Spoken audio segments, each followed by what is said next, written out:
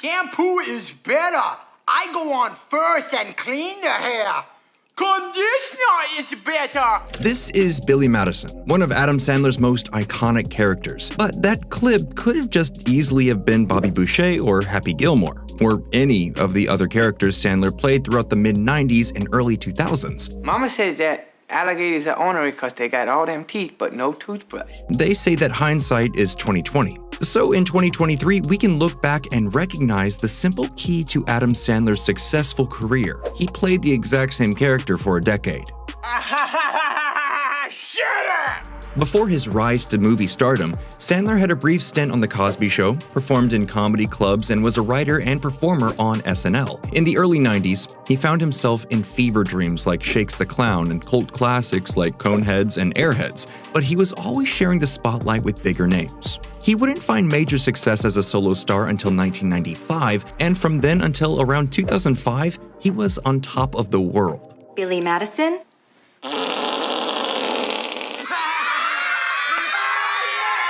As both the star and co-writer of Billy Madison, audience expectations were high, and he met them. It debuted at #1 in the box office the weekend it released and easily made back its meager $10 million budget. But what it really made was an impact. Like many Adam Sandler movies to come after it, Billy Madison is a wealth of hilarious quotes and memorable moments that we're still laughing at today. I disagree. It's a very good game, but I think Donkey Kong is the best game ever.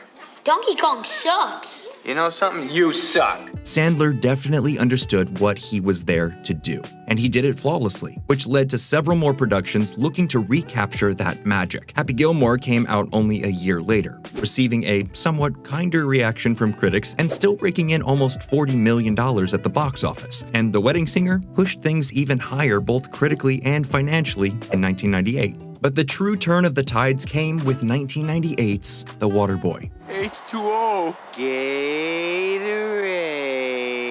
H2O. Water sucks. It really, really sucks. Once again starring and co-written by Sandler, Waterboy may not have been able to sway critics, but it did make $185 million theatrically on a $23 million budget. Needless to say, this smashed all of Sandler's previous box office records and officially cemented him as a household name. Remember when Bobby Boucher showed up at halftime and the Mud Dogs won the Bourbon Bowl, do you? A year later, he created his own production company, Happy Madison, named for the first two movies that jump-started his career. From there, ran full steam ahead, writing and producing his own movies in a similar vein, and casting many of his friends alongside him. Adam Sandler found a sort of niche in the movie market that he could fill. To break down what that means, we'll take a closer look at some of Adam Sandler's most notable roles in just a second. But first, make sure you subscribe to Nerdstalgic if you're into videos like this one. Back to school to prove to Dad that I'm not a fool.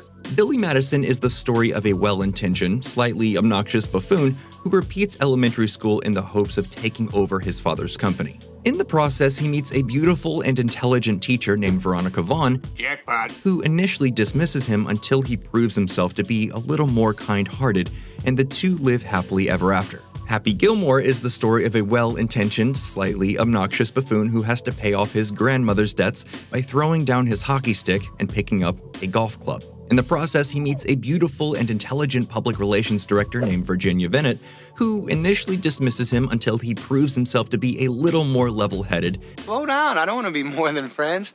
I just met you. And the two live happily ever after. The Waterboy is the story of a well-intentioned, slightly obnoxious... Well, you get the point. Even Billy Madison himself would be able to see the patterns here.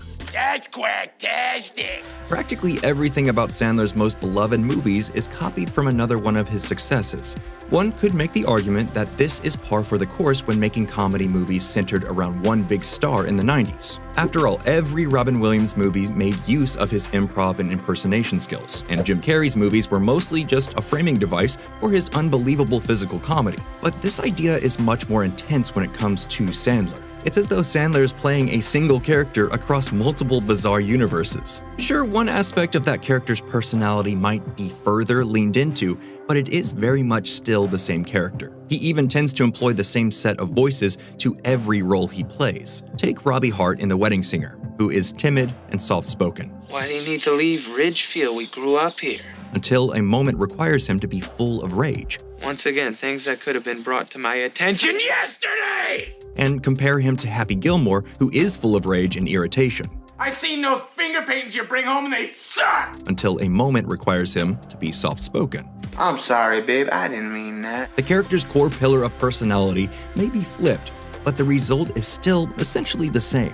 Sandler's characters are often bullied by a successful jerk or comedic bit character. The women in his life tend to have an almost saintly level of patience for the wild antics he gets up to, and when his love interest's name isn't alliterative, it rhymes. Julia's last name's gonna be Gulia. Julia Gulia. That's funny. Even the rest of the cast surrounding Sandler ends up fairly homogenous. Rob Schneider and Steve Buscemi found their way into virtually every Adam Sandler movie ever made, and Drew Barrymore appeared in 2 of his movies around this time. It's no wonder why so many of these movies came out in such quick succession if you consider how many aspects were cut and pasted directly from previous scripts. But clearly none of this was particularly a bad thing. Once he had established his formula and persona, audiences continued to show up to Sandler's films over the years. Huge financial successes like Big Daddy, Mr. Deeds, 51st Dates, and The Longest Yard overshadowed bombs like Little Nicky and 8 Crazy Nights. But even the early movies have accumulated cult followings. This is in no small part due to the inherent charisma of Adam Sandler and his specific brand of comedy. You're mad at your dad, not at me. I forgive you. I am. I hate my father. To handwave Sandler's star power and try to dismiss him as a one-trick pony is to do him a major disservice. During this space of time around 95 to 2005, audiences were drawn to him.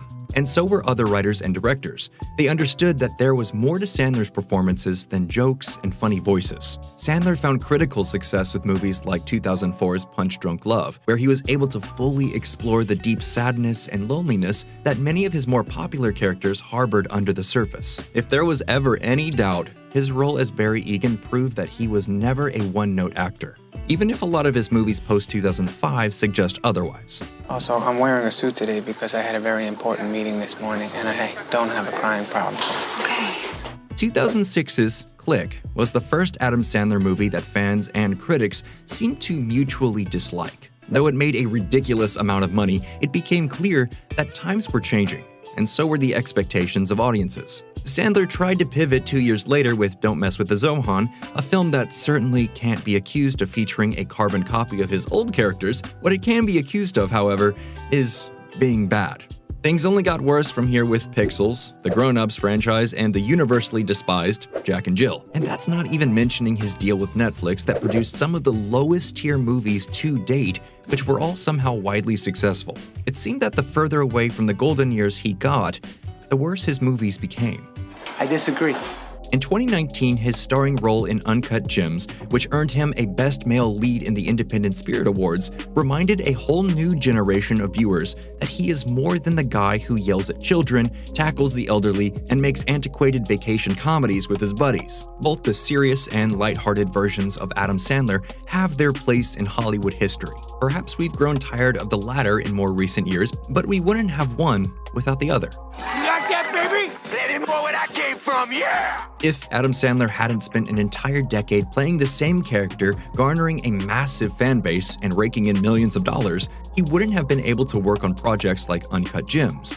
And he wouldn't be able to return to nostalgic form in projects like Hubie Halloween. Nobody would have given him the opportunity to do so without his long list of impressive accomplishments trailing along behind him. This is me. This is how I win. Well, that's it for today's video. Thanks so much for watching all the way to the end. If you haven't, make sure you like it and subscribe to Nerdstalgic so you don't miss the next one. And if you're still here, let us know down in the comments. What's your favorite Adam Sandler movie?